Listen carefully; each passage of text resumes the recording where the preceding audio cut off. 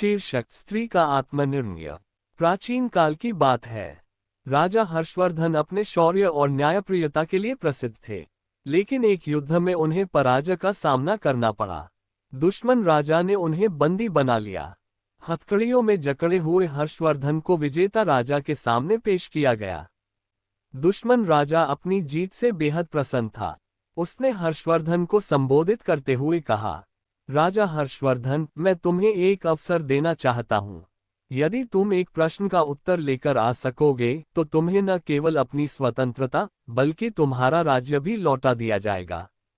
लेकिन यदि तुम उत्तर नहीं ला सके तो तुम्हें आजीवन कारावास भुगतना होगा। हर्षवर्धन ने सिर झुकाकर पूछा, प्रश्न क्या है? दुश्मन राजा ने गंभीर स्वर में कहा, बताओ, एक स्त्री को सचमुच क्या चाहिए होता है?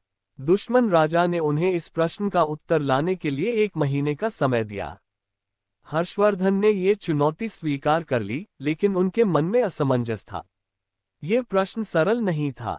हर्षवर्धन ने अपनी यात्रा आरंभ की। उन्होंने विदुषियों, साध्वियों, नृत्यांगनाओं, घरेलू महिलाओं, रानियों, वेश्याओं और दासियों से बात की। सभी ने अपने अपने उत्तर दिए। किसी ने कहा, स्त्रियों को सोना, चांदी और रत्न चाहिए। किसी ने कहा, प्रेम और परिवार का साथ चाहिए। किसी ने राजपाट और सत्ता की बात की। किसी ने कहा, मुझे स्वतंत्रता और सम्मान चाहिए। लेकिन इनमें से कोई भी उत्तर उन्हें संतोषजनक नहीं लगा। समय बीतता जा रहा था। हर्षवर्धन के मन में चिंता बढ़ रही थी। महीने का अंतिम सप्ताह आ गया।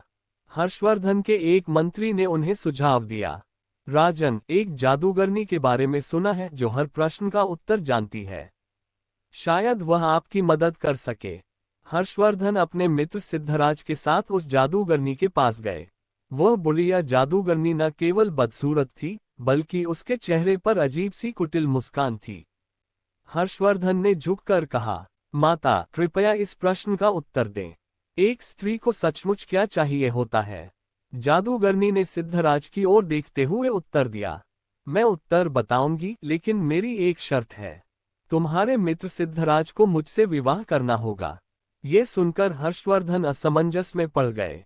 उन्होंने तुरंत मना कर दिया, लेकिन सिद्धराज ने राजा को रोकते हुए कहा, मित्र, यह मेरा कर्तव्य है।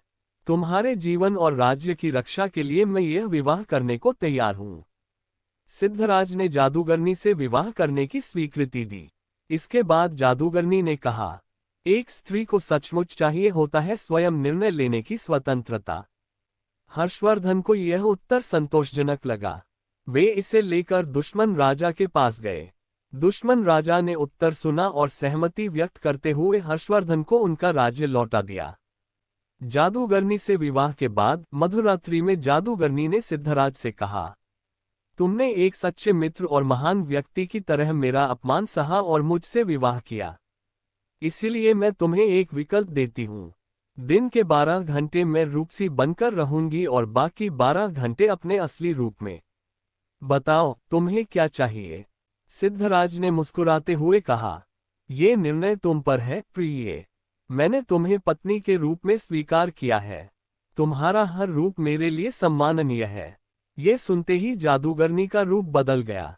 वो एक अद्वितीय सुंदर महिला में बदल गई। उसने कहा, चूंकि तुमने मुझे निर्णय लेने की स्वतंत्रता दी, इसलिए अब मैं हमेशा अपने असली रूप में रहूंगी। बदसूरत रूप तो मैंने समाज की कुटिलता से बचने के लिए अपनाया था। इस घटना ने समाज को एक गहरी सीख दी। एक स्त्री को सचमुच क्या चाहिए? स्वतंत्रता और आत्मनिर्णय। जब एक स्त्री को अपने जीवन के निर्णय लेने की स्वतंत्रता दी जाती है, तो वह हर भूमिका में सबसे अच्छा योगदान देती है, चाहे वह एक पत्नी हो, माता हो या किसी राज्य की रानी। ये कहानी यह भी सिखाती है कि संबंधों में विश्वास और सम्मान सबसे अधिक महत्व रखते हैं। जब स्त्रियों को उनका स्थान और निर्णय लेने का अधिकार मिलता है, तो परिवार और समाज सुखी होता है। और इसी सत्य को समझने वाले ही जीवन में सच्ची सफलता प्राप्त करते हैं। अगर आपको हमारी जानकारी पसंद आई हो तो अपने मित्रों और परिवारजनों को शेयर करें तथा हमारे YouTube चैनल स्टोरी स्टूडियो 2024 को सब्सक्राइब करें। धन्यवाद।